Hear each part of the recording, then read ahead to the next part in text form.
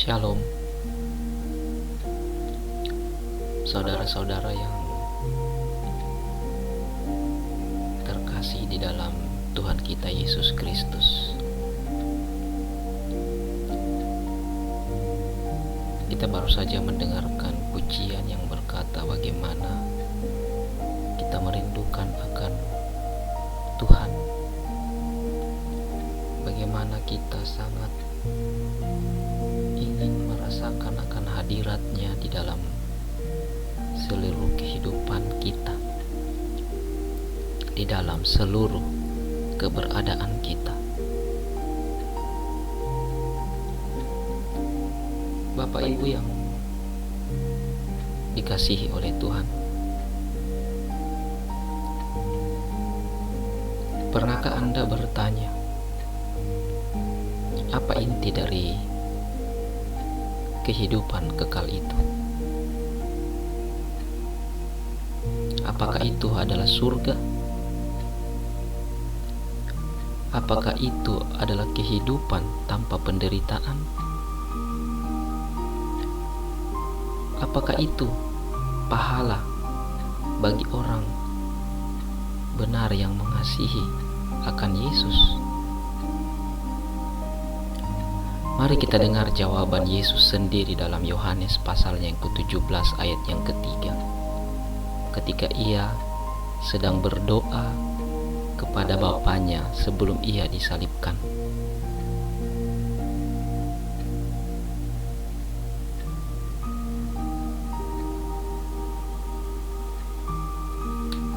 Di dalam Yohanes pasal yang ke-17 ayat yang ketiga berbunyi demikian. Inilah hidup yang kekal itu, yaitu bahwa mereka mengenal Engkau, satu-satunya Allah yang benar, dan mengenal Yesus Kristus yang telah Engkau utus.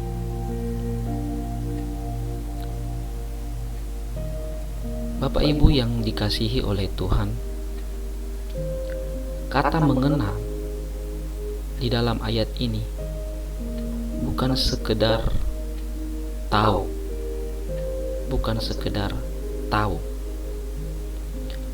namun sesungguhnya di dalam bahasa Yunani kata ini menggunakan kata ginosko. Saya ulang sekali lagi, kata ginosko, yang bersifat present aktif subjektif orang ketiga jamak. Artinya agar mereka terus-menerus mengenal. Berarti ginosko ini merupakan proses pengenalan yang terjadi secara terus-menerus. Ini bukan tindakan sekali jadi, melainkan suatu proses relasi yang berkesinambungan.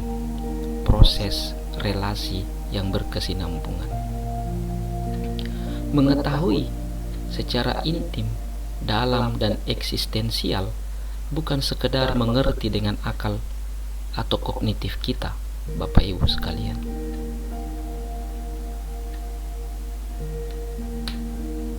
Dalam budaya Ibrani, kata ginosko ini setara dengan kata yada.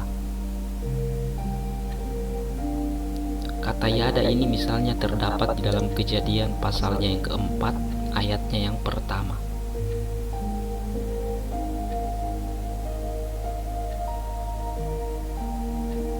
Kejadian pasalnya yang keempat, ayatnya yang pertama berbunyi, kemudian manusia itu bersetubuh dengan Hawa istrinya, dan mengandunglah perempuan itu, lalu melahirkan Kain. Maka kata perempuan itu, aku telah mendapat seorang anak laki-laki dengan pertolongan Tuhan. Di dalam ayat ini terdapat satu kata yang setara dengan kata ginosko, yaitu yada. Artinya pengenalan yang menghasilkan kesatuan, kedekatan, dan transformasi.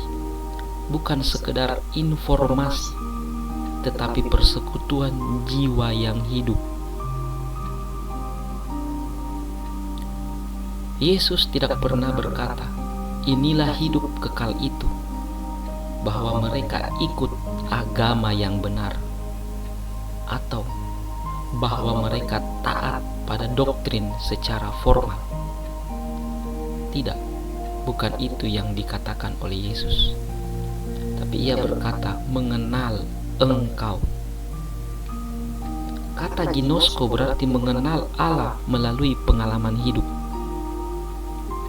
Mengenal Allah melalui perjalanan hidup kita, melalui pergumulan hidup kita, dan melalui perjumpaan pribadi kita. Ini bukanlah hal baru, karena sejak penciptaan, Allah menciptakan manusia untuk berelasi, bukanlah beragama. Di Taman Eden, Adam berjalan bersama Allah, bukan menyembah dari jauh, tetapi karena dosa membuat relasi itu retak, dan manusia lalu menciptakan sistem, menciptakan ritus, menciptakan hukum. Memang pada dasarnya semuanya itu baik, tetapi bukan menggantikan relasi yang sejati, hubungan relasi yang sejati dengan Allah. Saudara yang dikasihi oleh Tuhan kita Yesus Kristus, hari ini gereja penuh dengan aktivitas, penuh dengan program dan liturgi. Tetapi apakah kita sungguh mengenal Tuhan lewat seluruh hal-hal itu? Banyak orang beragama Kristen, tapi tidak pernah berelasi dengan Kristus. Mereka tahu tentang siapa itu Yesus, tapi tidak mengenal Dia secara pribadi. Saya memberikan satu contoh umpama, seperti orang yang tahu tentang presiden. Kita tahu presiden kita adalah Bapak Prabowo lewat berita, tapi tidak pernah duduk bersama dan bercakap-cakap dengan dia. Begitulah banyak orang tahu akan siapa itu Yesus, tapi tidak pernah mengalami secara pribadi kehadirannya di dalam kehidupannya sendiri. Itulah sebabnya Yesus berkata di dalam Matius pasalnya yang ke-7 ayat yang ke-23, "Aku tidak pernah mengenal engkau." Padahal orang-orang itu berbuat sesuatu seperti mujizat, bernubuat, mengusir setan, tapi tanpa ada satu relasi pun dengan Tuhan kita Yesus. Bapak Ibu yang dikasihi Tuhan, jadi kata ginosko ini berarti hubungan yang intim, seperti seorang suami mengenal akan istrinya luar dan dalam. Ginosko berarti hubungan intim, relasi yang dalam dan jujur. Yang menjadi pertanyaan sekarang, apakah saya sudah membuka hati saya pada Tuhan di dalam doa, atau hanya selama ini meminta berkat-berkat saja? Ginosko juga berarti transformasi karakter. Karena siapa yang mengenal Tuhan secara pribadi, hidupnya otomatis akan berubah.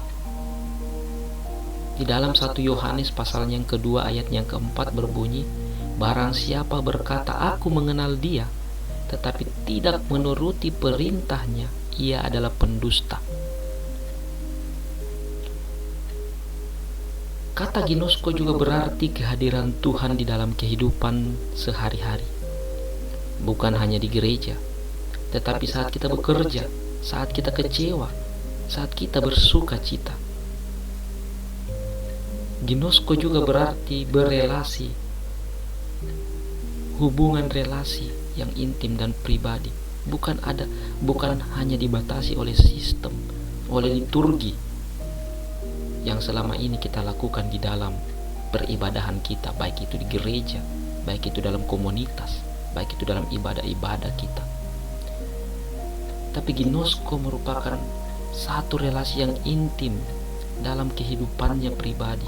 Dia mengalami Tuhan, bagaimana Tuhan nyata di dalam hidupnya, dan dia bersyukur mengenal Tuhan itu lebih dalam dan dalam, seperti pujian kita di awal.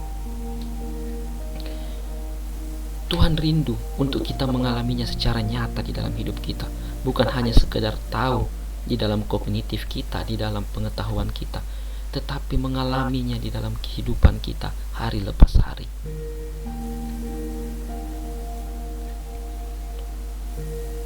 Saya menutup perenungan kita dengan satu pertanyaan.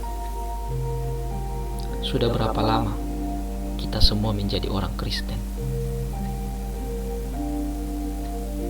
Tapi dari segala waktu yang kita lewati menjadi orang Kristen, apakah kita sudah mengenal dia secara pribadi?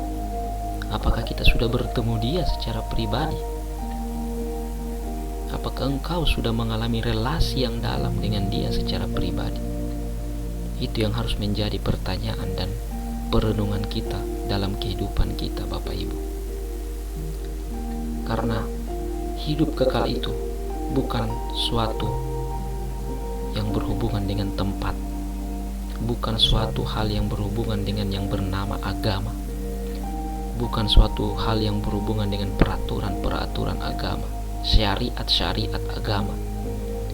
Tapi hidup yang kekal itu adalah bagaimana kita mengalami perjumpaan yang hidup, yang nyata, secara terus-menerus dengan Allah yang benar di dalam Yesus Kristus yang telah Dia utus. Oleh karenanya mari kita berdoa untuk terus kita mengenal Tuhan lebih dalam dan lebih dalam lagi. Terima kasih. Sola Gracia.